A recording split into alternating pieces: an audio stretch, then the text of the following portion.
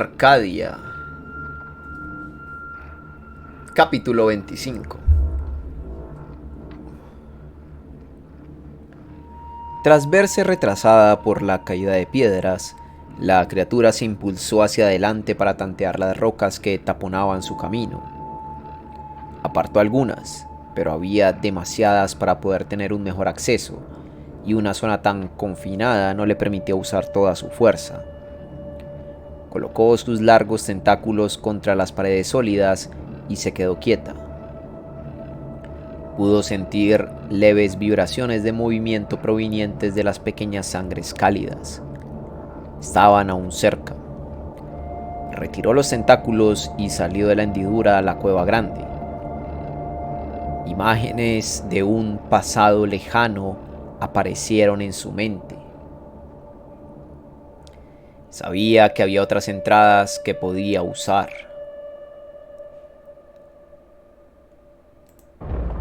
La hemorragia de su tentáculo subseccionado se había reducido a poco más que un hilillo, y en pocas horas estaría cicatrizado y la regeneración comenzaría. Sin embargo, el sangrado había formado un charco de sangre, no la suficiente como para debilitar a una criatura de su tamaño, pero sí para dejar un reguero de dolor que atraería a todo tipo de carnívoros procedentes de la caverna del lago que había dejado tras de sí. Mientras la criatura perseguía a los humanos, inconscientemente estaba atrayendo hacia sí una onda pulsante de dientes y garras.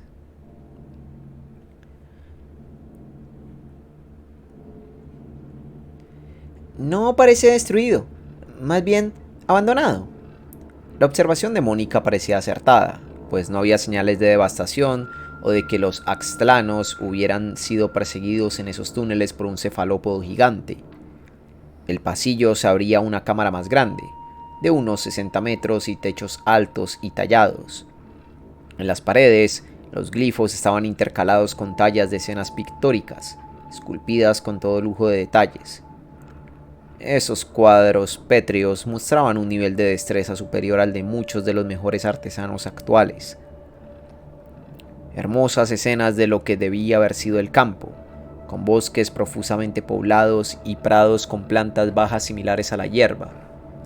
Muchas mostraban partidas de caza con todo tipo de extrañas bestias de enormes proporciones. Amy, ¿reconoce a estos...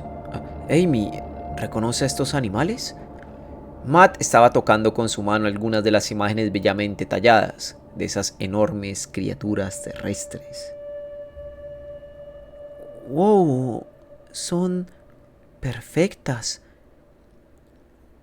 Diprotodones, Dromornis, Tilacinus. Es una ventana a nuestro pasado. Amy lo señaló mientras se maravillaba ante la representación más cercana que los humanos de hoy en día conseguirían de las bestias de la megafauna tiempo A extinta. ¿Cómo? ¿Dipdo qué? Mónica sonrió ante el entusiasmo y conocimiento enciclopédico de Amy de lo desconocido mientras ésta escudriñaba otra escena de un lagarto terrestre gigante atrapado por los axtlanos con una sofisticada trampa. Y este reptil podría ser un Megalania prisca. Todas ellas son representaciones exactas de mamíferos y reptiles extintos, animales gigantes que murieron hace decenas de miles de años.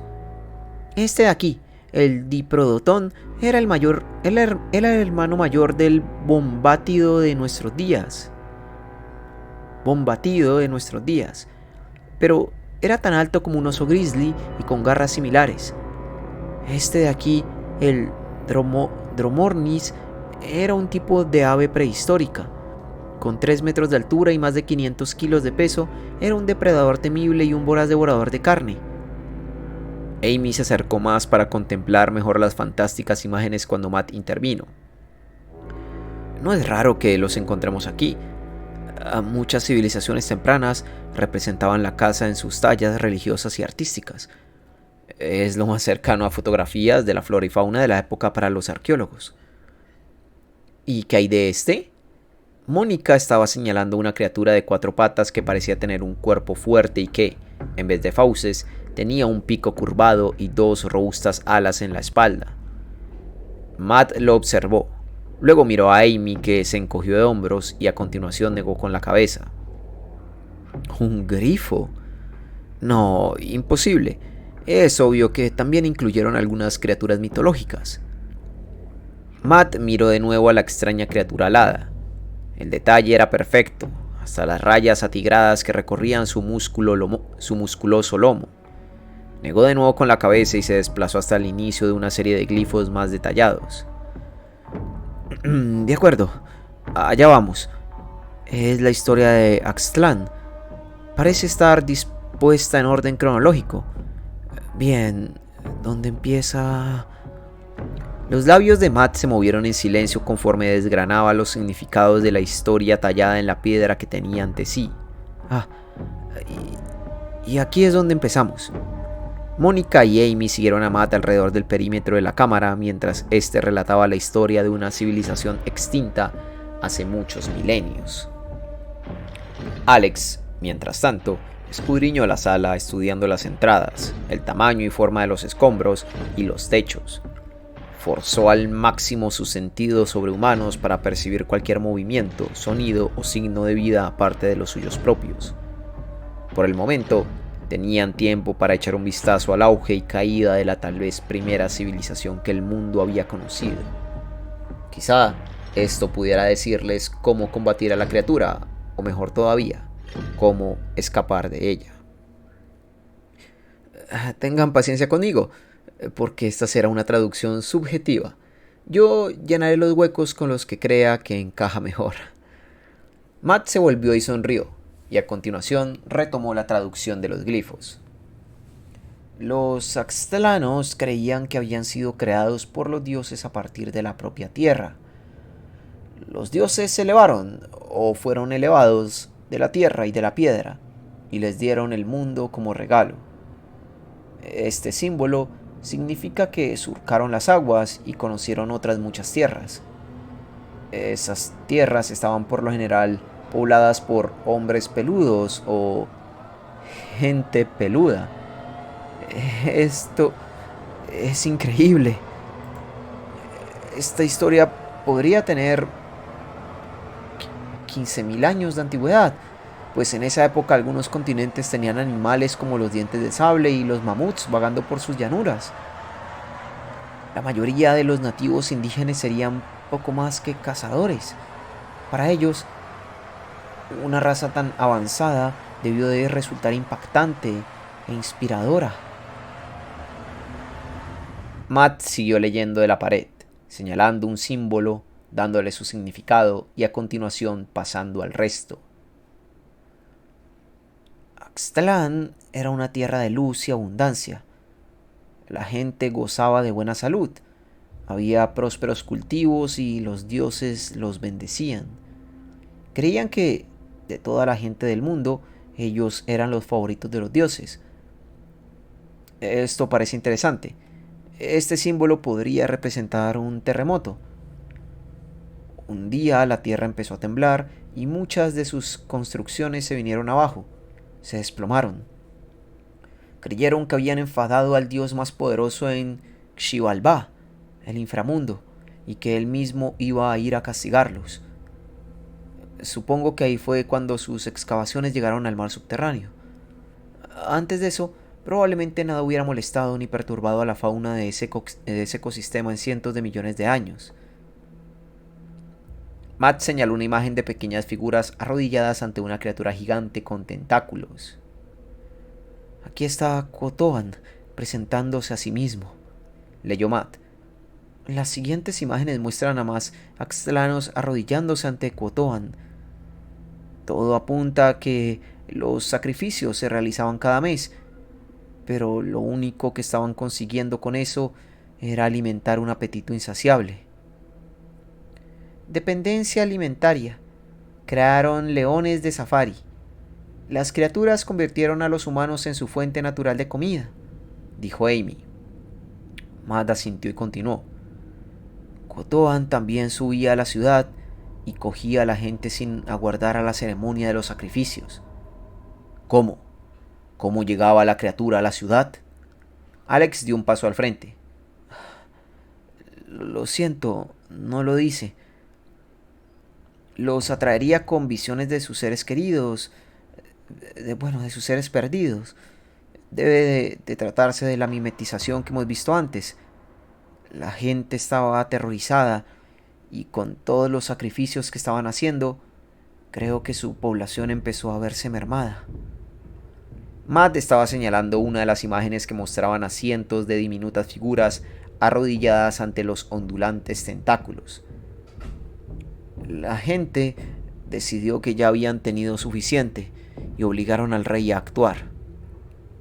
El rey reunió un ejército y puso al frente a los 2 guerreros en quien más confiaban. Esa era la parte que conocemos. Habla de nuevo de los hermanos, Unagpu y Ixbalanque, que también fueron enviados al inframundo a, aparentemente, negociar con Kotoan y aquí viene otro de esos glifos numéricos, unos 2000 guerreros. Resulta difícil decir si su destino era luchar o ser sacrificados. De cualquier forma, el rey confiaba en alcanzar la paz para Axtlan. Matt se movió a lo largo de la pared de nuevo. Maldita sea. Y aquí está la recompensa de nuestro valeroso Unagpu. La formación de Matt le había enseñado a mostrarse desapasionado respecto a acontecimientos que habían tenido lugar en un pasado remoto. No podía cambiarlos, solo aprender de ellos. Muchas culturas tenían distintos conceptos de la piedad y en ocasiones una ejecución era todo un honor. Sin embargo, no pudo evitar sentir tristeza por aquel valeroso guerrero cuyas pisadas habían estado siguiendo, que había sobrevivido a uno de los más peligrosos y fantásticos viajes en la historia de cualquier raza y que sin saberlo los había guiado hasta allí desde las profundidades. Después de que Unagpu condujera a los soldados reales al inframundo, después de haber perdido a su hermano, después de haber encontrado a la gran bestia, luchado contra ella y haber logrado salir con vida, fue ejecutado por el rey por fracasar en su deber divino. Matt alumbró con la linterna el pictoglifo. Este mostraba la figura de un guerrero siendo desmembrado por criaturas similares a bueyes. Matt parecía estar en trance y los ojos le lloraban, y no solo por el polvo que habían estado levantando. Para traerlo de regreso, Mónica señaló la siguiente imagen. Hasta yo puedo interpretar esta. Están usando fuego para espantar a la criatura. Eso parece. Usaron fuego, o el regalo de Gnich Ahau, como lo llaman. Creo que tuvieron fuegos encendidos en las entradas de las cuevas durante décadas. No consiguieron ahuyentarlo, solo frenarlo, pues la criatura siempre encontraba nuevas maneras de obtener un suministro de comida. Matt pasó al siguiente glifo y empezó a leer. Los inviernos eran cada vez más largos y fríos, y, debido al descenso en las temperaturas, había menos comida. Creían que Kotoan los había maldecido a todos ellos y a su tierra. Podría tratarse del inicio de la época de las glaciaciones, cuando la Antártida estaba congelándose de nuevo. Coincide con nuestras pruebas meteorológicas y geológicas, que las sitúan hace unos 12.000 años. Matt prosiguió. El nuevo rey les ordenó que construyeran una flota gigante de barcos y que metieran en ellos a todos los animales y semillas de cultivo que pudieran. Sus generales y él encabezarían una expedición para navegar en distintas direcciones y encontrar un nuevo Axtlan. Llevaría consigo a sus guerreros más valientes, a los alquimistas, los sacerdotes y los sanadores. Parece que la élite y la intelectualidad fueron escogidas para salir de allí como alma que lleva el diablo. Los demás tuvieron que quedarse atrás y esperar a que los barcos regresaran para poder ser transportados cuando hubieran descubierto un nuevo hogar. El último pictoglifo estaba incompleto, y Matt se percató de que los dibujos y la escritura eran de un estilo ligeramente distinto. Tal vez el anterior artesano se marchara en los barcos. Matt leyó las últimas palabras de Axtlan. El frío está perpetuamente con nosotros. No hay comida ni madera para nuestros fuegos. La última parte era más un lamento de resignación y se asemejaba a la que habían visto en las cuevas superiores al principio de su expedición. Cotoan está enfadado y siempre se encuentra entre nosotros.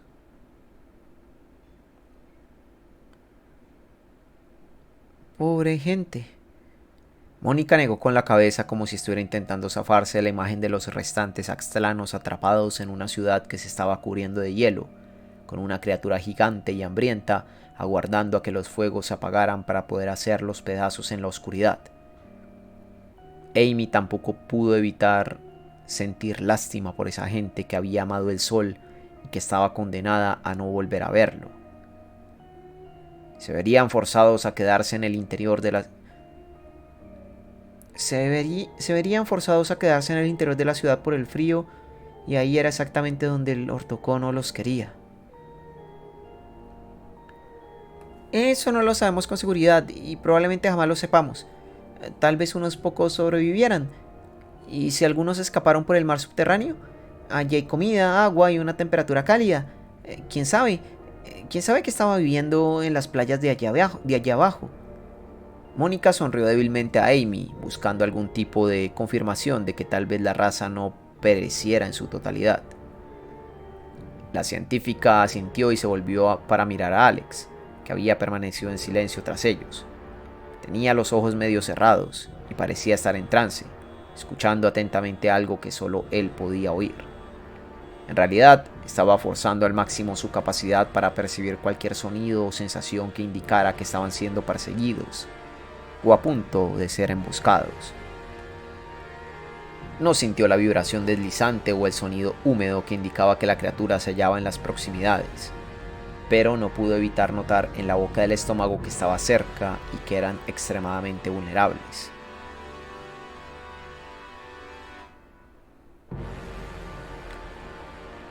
Uno a uno fueron saliendo de la arena de la playa oscura con un sonido deslizante. Cada uno de los gusanos medía unos 9 metros de largo y eran anchos como un caballo de buen tamaño. Los cuerpos carmesíes y segmentados estaban cubiertos de púas que se alargaban hacia el extremo final, que era poco más que un agujero con dientes como garfios rodeando la entrada. Esas criaturas eran el material con el que se fabricaban las pesadillas. Adaptados a vivir bajo la húmeda y oscura arena, jamás había existido constancia fósil de ellos. Los gusanos antárticos vacilaron en la entrada de la cueva, con las cabezas alzadas, moviéndolas de un lado a otro, saboreando el aire conforme sus cuerpos viscosos palpitaban, con un estremecimiento peristáltico. Avanzaron hacia la cueva por la que los humanos habían escapado. Sin embargo, no era el olor de aquellos pequeños mamíferos lo que los había sacado de la arena. Era la sangre del ortocono lo que perseguían. A pesar de que esas pesadillescas criaturas eran ciegas, para ellas el reguero de sangre era tan claro y ancho como una carretera bien iluminada.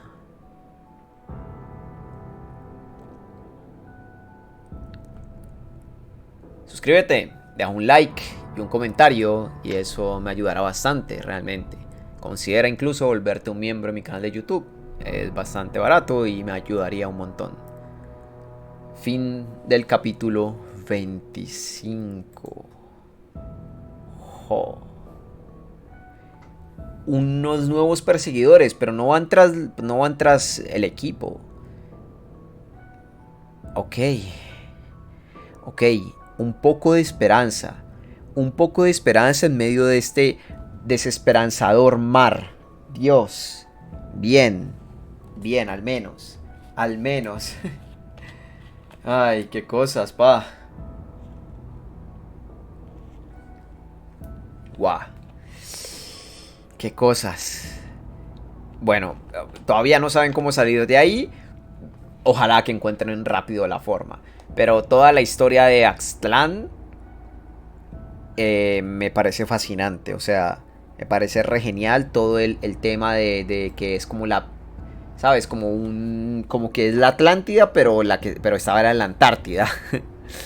¿Sabes? El mito de la Atlántida, pero en la Antártida. Bien, bien, bien. Me gustó muchísimo. Me gustó muchísimo. Es verdad que la Antártida eh, se congeló hace 12.000 años. ¿O fue antes? A mí me sonaba que había sido hace como 20.000. Espera, lo busco muy rápidamente. Eh,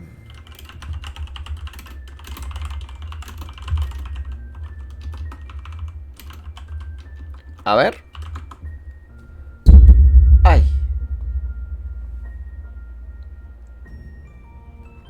A ver, a ver, a ver. Bueno, no sé, podría buscar como historia de la Antártida o algo así. A ver, la Antártida fue una selva en el Cretácico y se congeló hace... a ver. Ta, ta, tam.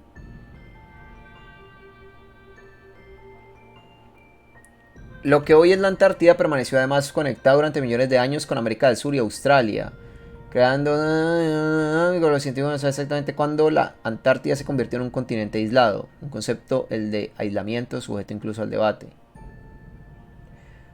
A lo largo de la era mesozoica se cree que su temperatura era más cálida y durante el Cretáceo acogía una selva tropical. Una investigación publicada en Nature Communications arroja nueva luz sobre las circunstancias que cambiaron por completo el aspecto de la Antártida y favorecieron su estampa actual, un vasto bloque de hielo. Sus autores concluyen que una de las claves debe buscarse durante el paso del Eoceno al Oligoceno, hace alrededor de 34 millones de años. Anteayer, en términos geológicos, cuando se abrieron el pasaje de Drake y el de Tasmania. El primero se creó entre la Antártida y América del Sur, el segundo entre la Antártida y Australia. El continente se desplazó hacia el sur, pero una de las claves para comprender su aspecto actual está en los mares, más concretamente en cómo afectaron los cambios a la organización de las corrientes oceánicas, cruciales a su vez para la temperatura. Los nuevos pasos facilitaron que el agua fría fluyera en torno a la Antártida y quedara aislado de las corrientes más cálidas. La apertura del pasaje de Drake y del pasaje de Tasmania permitieron que la corriente circumpolar Antártida se formara por completo. Para analizar el impacto del paso de Drake, el equipo de investigadores echó mano de simulaciones de alta resolución y analizó la influencia de los remolinos oceánicos y cómo a medida que el paso ganaba poco a poco profundidad dejaron de aportar agua cálida hacia el sur.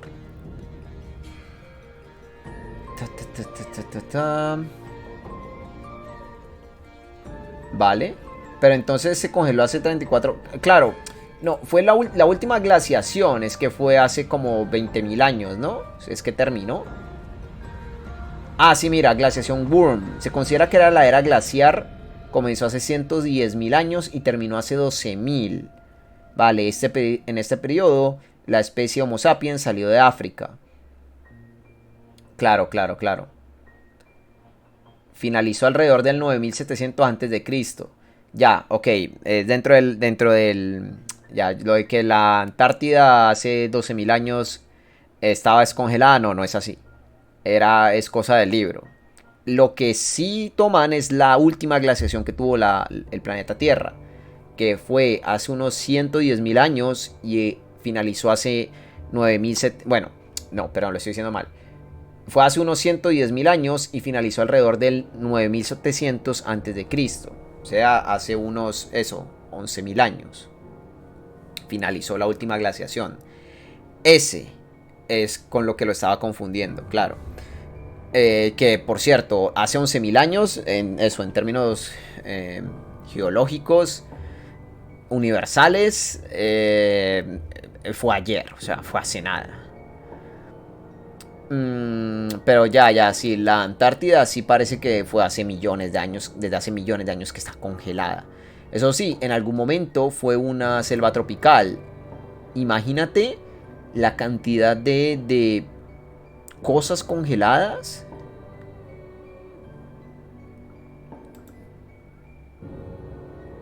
que pueden haber allí en la Antártida. Mira, sí, este paisaje, que es más grande que Bélgica, ha permanecido intacto durante potencialmente más de 34 millones de años. Pero el calentamiento global provocado por el hombre podría amenazar con exponerlo. Vale. Sí, hace 34 millones de años se congeló. La tierra debajo de la capa de hielo de la Antártida Oriental es menos conocida que la superficie de Marte. Además, se habrán conservado cositas, ¿no? Por el hielo. Nada vivo, obviamente. Pero fósiles muy bien conservados, supongo. O imagino, vaya, restos, más bien.